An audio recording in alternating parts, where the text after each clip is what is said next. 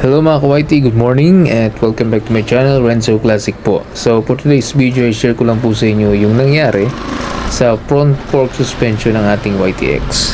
Papunta tayo ng Makati today kasi meron tayong kailangan i-sign na contract.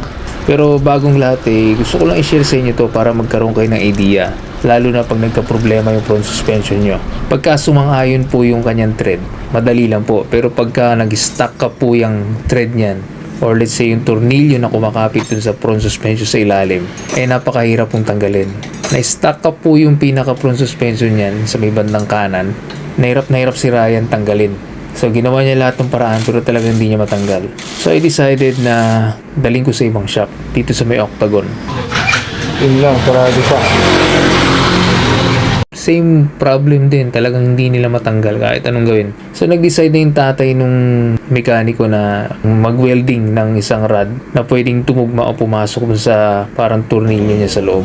Hindi ko alam kung anong tawag doon pero basta parang thread niya. So ganun ang ginawa ng tatay hanggang sa nung ma-fit na niya kasi talagang sinukat niya. At yun na. So ang ginawa, nung natanggal, nilinis na maigi yung pinakaloob.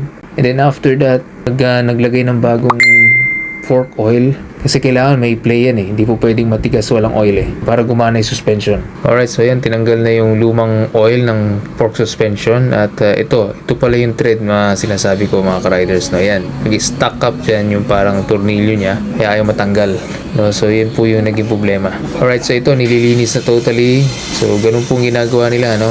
Kung nakisama lang sana yung thread na yun, kahit kay Ryan pa lang madaling ayusin sana to. Sayang nga kaya okay lang, ganun talaga minsan nangyayari mga stock up na yan. Well anyway, ito yung ginamit nating fork oil, yung Petron motorcycle fork oil. At syempre papakabit na rin natin yung ating bagong rubber boots cover para protection sa ating front suspension. Kaya minsan ang sarap mag-invest ng motorcycle tools pag walang ginagawa sa bahay, lalo pag nakabakasyon. Para at least ako na lang gagawa, makatipid pa ako sa gastos para pambayad sa mga mekaniko. Kung ako gagawa, di ba? At least masusulit ko pa at may enjoy. Yun nga lang, wala pa akong complete set ng motorcycle tools. Ang meron lang ako, kadalasan naman sa ating mga riders, pag may motor, meron tayong basic tools. At least yung mga madaling gawin, meron tayong magamit.